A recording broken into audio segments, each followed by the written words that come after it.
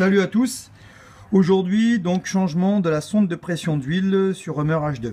Donc, comme on avait déjà parlé sur le poste, sur un des postes, j'avais une fuite d'huile plus mon manomètre de pression d'huile qui était bloqué à 550, donc pas normal. La sonde de pression d'huile, elle se trouve juste derrière les NOx sensors qui sont là, donc juste derrière. Je vous ferai quelques photos plus précises. Pour y accéder, je vous dis pas que c'est simple, au contraire, là, il faut plus s'amuser, puisqu'il faut sortir carrément la pipe d'admission, qui est ici, de façon à pouvoir accéder complètement à l'arrière. Sur certaines vidéos sur YouTube, on voit qu'on peut y accéder avec une clé type clé à bougie de 27 à rallonge. C'est valable sur les GMC, Sierra, Yukon, etc. Mais sur le H2, c'est pas possible, parce que à cause de la tôle qui est juste là, on n'arrive pas du tout à passer. Et une fois que la pipe d'admission, cette partie-là est complètement contre l'habitacle, on ne peut plus du tout passer les mains et on peut à peine débrancher la connectique qui se trouve juste là. Donc comment on a fait? Pour commencer, on a viré donc l'admission d'air qui est juste là. Ensuite, j'ai déconnecté tout ce qui était rampe d'injection d'un côté et de l'autre. On a démonté donc l'amener d'essence qui est juste là. Bon, je précise, hein, on est toujours avec mon JC. On est deux à chaque fois. On a débranché ici donc le circuit de refroidissement du système d'injection. On est arrivé à déconnecter donc toutes les tresses que vous voyez ici autour. C'est donc les connexions des injecteurs. Ils sont là, ici, à droite et à gauche. Tout est débranché. Et puis on a débranché aussi les NOx sensors qui se trouvent juste là. Donc si un jour vous avez à les changer, les NOx sensors, il y a une vidéo qui est en préparation pour ça. Ils sont là, voilà, les NOx sensors sont juste en dessous. Mais le sujet aujourd'hui, c'est donc les sondes de la sonde de pression d'huile. Donc voici l'ancienne, on va essayer d'avoir une meilleure résolution, voilà. Voici l'ancienne, bon on l'a cassée un peu parce qu'elle était très difficile à enlever. Et donc a priori l'huile sortait par là. Et voici la nouvelle. Nickel.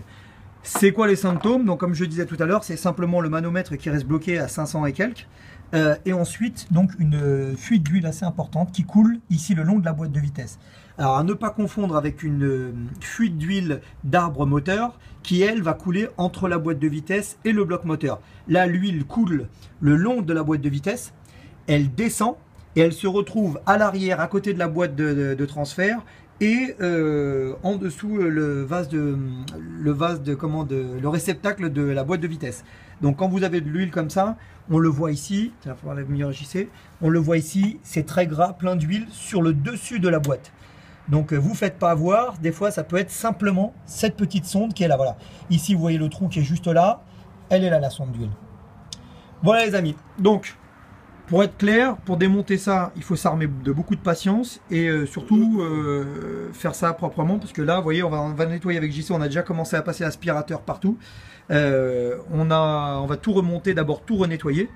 Mais on n'a pas fini. On vous fait une petite vidéo une fois qu'on a fini. C'est pas gagné. C'est pas gagné, à plus.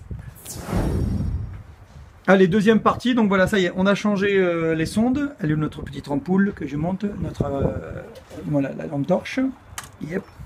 Voilà, donc la sonde de pression d'huile, la voici, elle est là, juste au-dessus, voilà, à droite là. On a tout remonté, on a tout reconnecté, on a nettoyé. Ici, donc, on a nettoyé toute cette zone-là à l'aspirateur et au WD-40, bien aspiré. Là, la pipe d'admission est ici, donc du coup on va la remettre en place et tout reconnecter tranquillement. Donc voilà, pour ceux qui veulent voir à quoi ça ressemble à ça. Petite vue d'ensemble. Et on vous fait une vidéo de la suite du montage. Bon voilà, partie numéro 3, on a remonté donc la pipe. Maintenant on est en train de tout rebrancher. Donc ici, toute la rampe d'injection, ici, voilà, 1, 2, 3, 4. Les 4 de l'autre côté ont été remis. L'amener d'essence, elle a été revissée à cet endroit-là, que voici. Qu'est-ce qu'on a rebranché d'autre? Donc bien sûr les sondes. La sonde du NOx sensor, elle est là. Si un jour vous devez le savoir, elle est là, juste ici, le NOx sensor. Donc ici, il y a une plaque métallique, une plaque qui vient ici, qui se trouve là. Qui vient là, en fait, c'est là où ensuite vous avez le couvre-moteur avec marqué Vortex dessus. Il vient juste là. Donc la sonde de NOx sensor est ici. L'amener d'essence, tuyau d'amener d'essence qui arrive directement de votre réservoir, elle est là.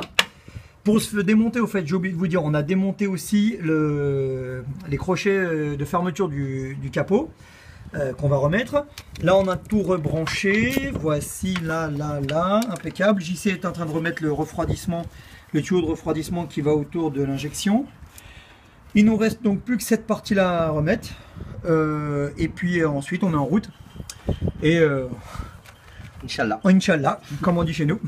Allez, bisous, à plus. Bon, avant qu'on ait une tempête de sable là, parce que c'est parti. Ça y est, on a fini de tout remonter, tout rebranché, tout est nickel, comme on peut voir là. Bon, le moteur est sale, mais ça, c'est pas le plus important. Voilà, donc on remet la voiture en route. Et voilà, donc rappelez-vous, à l'origine, c'est le problème donc la pression d'huile.